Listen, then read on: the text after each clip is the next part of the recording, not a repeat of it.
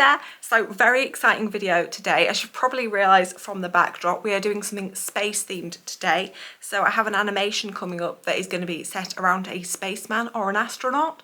So the plan today is to try and make an astronaut. How, you may ask? How indeed. I'm still not sure how this is going to work out, and I am mere moments away from trying to make this astronaut, so do bear with me here. I'm going to use a similar framework that I did to the other puppets I've made recently, so do make sure to check those videos out if you're interested.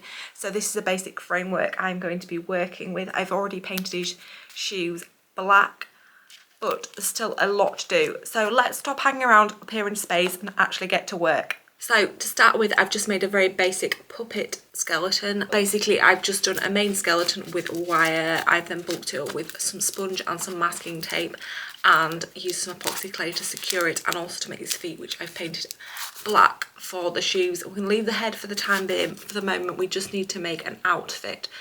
I had thought about making an outfit that I can actually take on and off, but I think I'm going to try and sew this guy into this outfit. I'm going to make two pieces, I think, for the astronaut's costume. So I'm going to make trousers, which will slide on and off, and a top, which again will come on and off. But I think I'm then going to sew them around the middle. That's the current plan. I think things may change as we go, as they often do. I didn't have a pattern or anything to work from here, so I basically tried making the pattern on the puppet itself. Here I'm just cutting up paper and trying to make them fit onto the puppet. I'm basically making the pattern on the puppet, sticking it all together, and then cutting it off the puppet. I've seen people do similar things to this before, where they use cling film and duct tape and wrap them around themselves and then cut them off and then use that as a pattern for clothing. So I'm trying to do something similar here. So I don't think that's terrible, the trousers. So they do need a little bit longer, and I think in order to come off the legs, I might need to make them a little bit wider.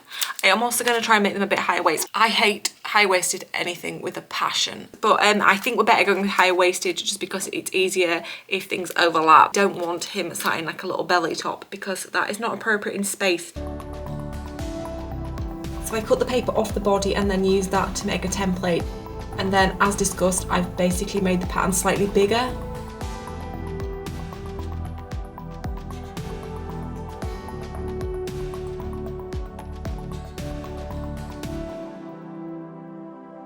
And then I've just cut that out. I then stuck the paper pattern together and put it onto the astronaut just to test it out.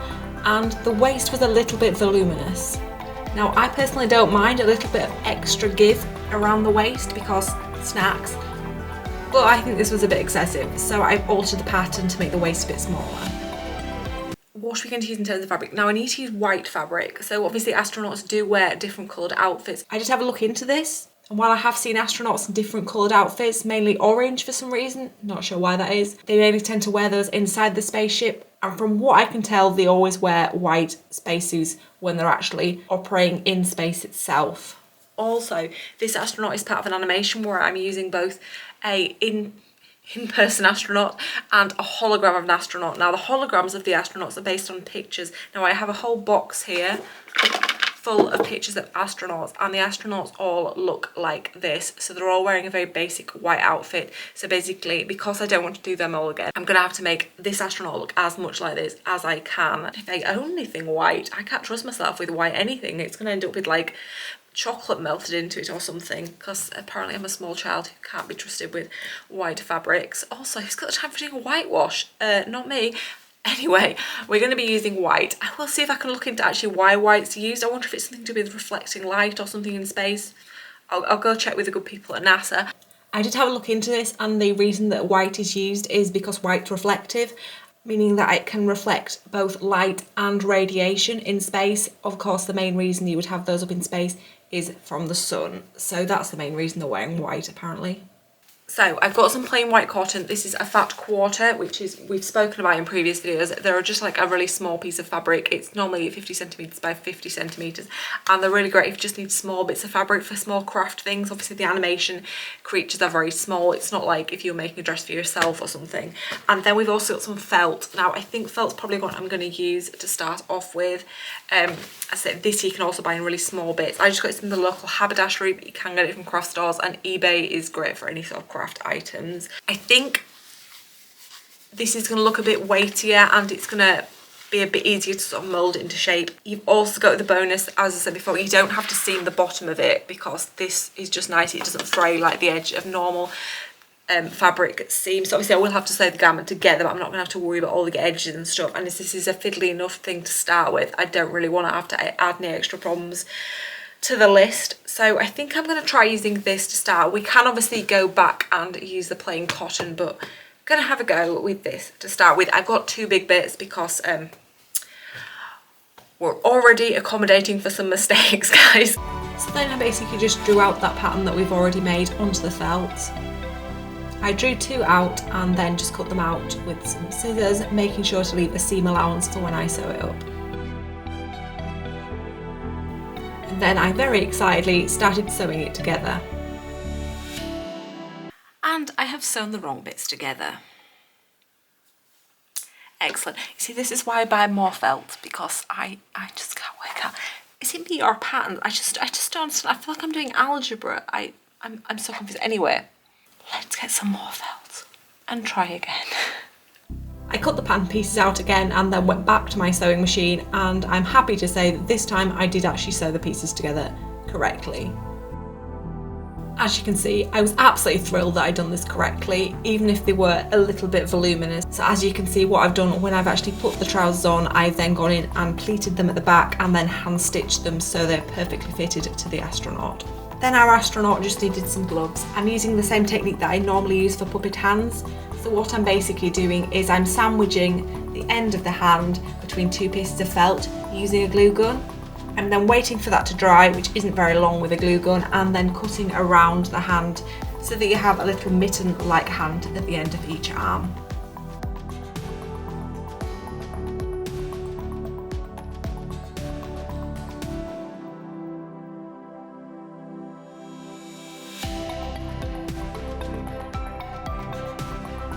I then moved on to making the jacket. I started up by taking the astronaut's measurements. I then used those measurements to make a simple pattern. This was a lot less complicated than making the trousers, which are a sort of curved shape. But for the top, I've just done a very basic t-shirt type shape, obviously with longer arms. I then used that pattern to mark up the felt and cut that out before I got sewing again. Thankfully, I did sew everything together correctly for the top, so we didn't have any more chaos or wasted felt. It was already starting to look like a jacket, but there was still some finishing touches I had to make. As I've said before, I was trying to make this astronaut look as much like the pictures as I could, and the astronaut has this little control panel on his front, so I wanted to make that. I've cut out another small piece of felt, then I've used these small bugle beads for the buttons, and then just some simple black thread for the other portions of the control panel. Then I'm just sewing this together with a needle and thread. This is a bit too delicate to do with the sewing machine. Possibly if you're more deft than me you could manage it, but this was quite easy just to do by hand.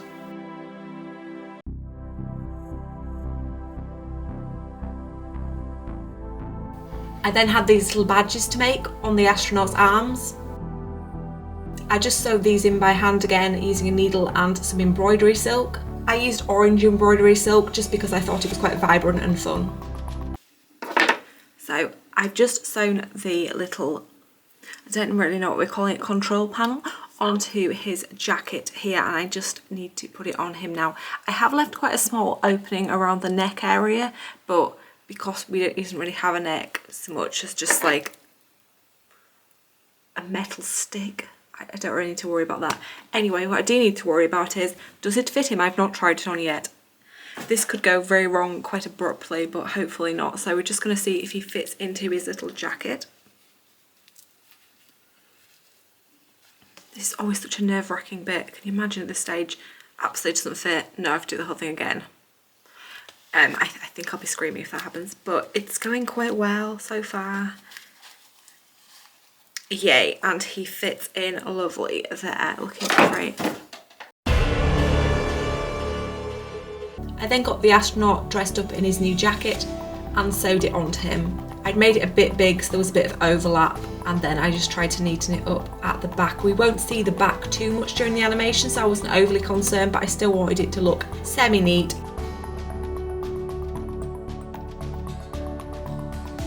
And then I just neatened up around the neckline. I'm trying to make it as neat as possible so it will look nice in the animation.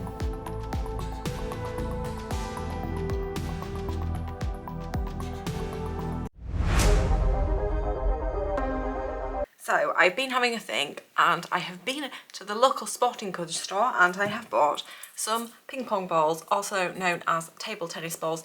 Now, before you start worrying that we're about to start playing table tennis, fear not, I'm about to do some magic instead. So we are magically going to drill a hole in this so it can fit on this guy's head.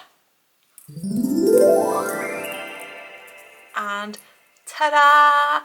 It has a hole in it. You can see there. Now, this wasn't actual magic. I was just having a bit of a play with the editing. I did go away and I said I was going to drill a hole in it, but I was a bit worried that if I tried drilling it, just mass chaos was going to happen in the shed, and there was just going to be ping pong balls ricocheting everywhere, pow pow pow. And I just couldn't really deal with that. So what I basically did was I used a screwdriver to bore a hole in it and then just sort of manoeuvred it around to make the hole a bit bigger. I'm sure there are better ways to do this, but that's the kind of way I did it. It reminded me, I don't know if you ever decorate eggs for Easter, where you had to like tap a hole in the bottom of the egg and let the egg fall out. Apparently some people use boiled eggs. Can you imagine that sitting on your shelf like at school for 2 weeks? Oh, as if like school wasn't grim enough. Anyway, we're getting like way off subject. So we have this now, which is going to be this little guy's head, which does look like an astronaut's helmet, I think. I was a bit worried that it was a bit small, but I just have a look, and astronaut helmets used to be a lot bigger, but they are now a bit smaller. So given that it's a bit smaller than ideal, it's not a disaster, it's fine. So I think this will work fine for the shape. Obviously, the only problem is there is a logo here. I don't need that on there at all, but what we do need to do is make the black mask area of the helmet. So what I'm going to do is I'm going to cover this up with that mask. So what I'm now going to do is just draw a nice circle around the front piece. I'm just going to freehand that. I don't really think a template is going to work, because if I try and draw on something circular on a sphere, I feel that's going to make my brain hurt. I mean, my brain's hurting just thinking about that. So yeah, I'm going to just try and do an outline myself with a pencil, and then we're just going to get some black paint on that and colour it in. I was about to paint and then realised this is going to roll around everywhere, and it will sort of stand on this bottom piece. Although now I'm actually trying to explain that to you, it doesn't want to. So what I'm going to do is I've just made a little stand with a roll of cotton and a bit of a cocktail stick, and I'm going to stick that on the top there, where I could paint it without it rolling around. I'm painting my desk, which I could do without. So I've just used a small brush and some black acrylic paint here. This was quite simple to do, except when I dropped it on the floor and had to make another one because it smudged everywhere. Just kind of look like a big scary eyeball at this stage, and I'm now thinking, oh wow, let's add this to the list of monsters that I need to create. A monster with giant eyeballs. I don't think I'm ever going to be able to make a puppet without at some stage ending up in some sort of weird monstrous state part way through the making, but hopefully once it's dried and is attached to the astronaut, it won't just look like some incredibly menacing monster, but we'll leave it to dry and see what things look like then. Once that paint had dried, I just stuck the head on with some glue from a glue gun, but it wasn't super secure, so I put some extra glue around the neckline and then added a small portion of felt just to cover up that extra glue, because it did look a little bit messy, but I think it looks quite tidy once we've added the extra felt.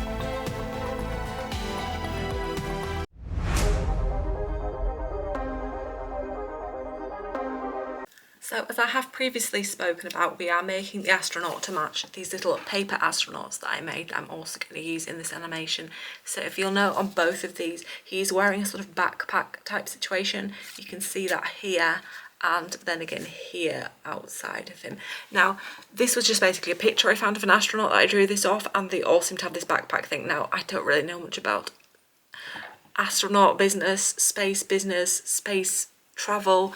I barely leave the town I'm in, so it's not really my kind of thing, travelling. I get motion sickness on the spinny chair at my desk, so I don't think I cope with all that G-force nonsense in space. Anyway, regardless of that, They appear to have some sort of backpack. I'm assuming it's some sort of life support situation with oxygen and such in, but regardless of what's in it, we need to make that because we need to make them look the same. I think what I'm going to do is just make a very basic sort of white square of felt. If I make 2 squares and sort of almost like a pillow, basically 2 squares with some sort of padding in between. I found this leftover padding that I had from some other project, I can't remember what, I think it was some sort of quilting. Basically I'm just going to sort of bundle this up into a pillow type shape and then make a little holder for it. This was quite a simple shape to make. I just cut out 2 rectangles of white felt and then made a sort of envelope out of them, sewing along 3 sides and then leaving 1 side open. I then stuffed the backpack with that wadding that we've spoken about to make it almost look like a little cushion, and then I've sewn that up by hand. Then to fix the backpack to the astronaut, I've cut out 2 small straps using the felt and then just sewed them on by hand.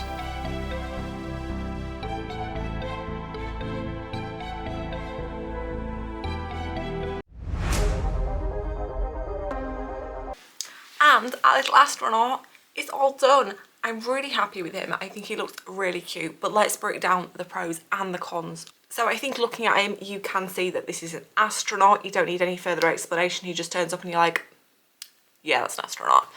Also, I do think he looks like the picture. I think, obviously, it doesn't look like exactly the same. The proportions aren't all the same, but I think he looks near enough for it not to be an issue. Also, now I don't really know a lot about holograms and, you know, beaming yourself up and other sort of sci-fi thing. I like watching it. I don't really understand a lot of what's going on, but to be honest, that's just me with life. But I imagine there might be slightly distorted versions of you, a bit like when you look in a camera. Sometimes I've seen people look with different lenses and your face can look different shapes and sizes, so possibly it could have done that. Also, possibly with the hologram, you could be using some sort of an avatar, so it might not look necessarily like you anyway. So I think we've got a bit of like wiggle room for the look. So yeah, I'm not too concerned about that. Also, they're not going to be appearing in the same scene, so you're not going to have that much comparison. You're just going to be, oh, that was the astronaut from before. So I think we're fine. Yeah, I'm really happy with how the felts worked out. I think this, I mean, it was quite complicated as it was, so I think if I tried to use a normal fabric that I'd had to seam and things, I think it would have just added to the complexity of the situation. Also, the dense fabric, it really gives you that vibrant white colour, which we're really looking for with the astronaut. One thing that I really aren't too sure about is the helmet here. Now, there's nothing wrong with it. I think in isolation, I think it looks fine. It does look a bit like a freaky eyeball, but we'll try and pretend that's not an issue. But it's a little bit small. Now, he's going to be appearing in a scene with the lovely Mabel, and her head looks slightly bigger than it without a helmet on. Maybe she's just got a massive head. Maybe just too many brains in there. But it does look slightly off, I think. Now, as I've said, astronauts' helmets are a bit smaller these days. They are more fitted rather than the kind of big domes that you used to get. But I think if we'd gone with a bigger dome shape, it would have looked cuter and maybe a bit nicer. But ping pong balls are a standard size. I couldn't get them any other size, and I couldn't really work out what else to use. If I can think of something else, I guess I could replace it, but to be honest, I think at this stage, it's all glued together. I'm pretty much just going with this. I think it's fine. I don't think they look too out of place as long as you don't look too closely at the heads. He's obviously a little bit bigger than her, but if we look at the average sizes of men and women in the UK, you can see that that's perfectly normal and does kind of add a bit of an element of realism. Not my strong point in any avenue of life, but yeah, I think this has worked out really well. Overall, I'm really happy with him and he's ready to get acting. So in the next video, I'm going to be doing some technical prep for an animation I have coming up with these 2 lovely actors, so do stay tuned for that. Make sure to subscribe to be kept up to date about all things animation, and I will see you all again really soon. Bye!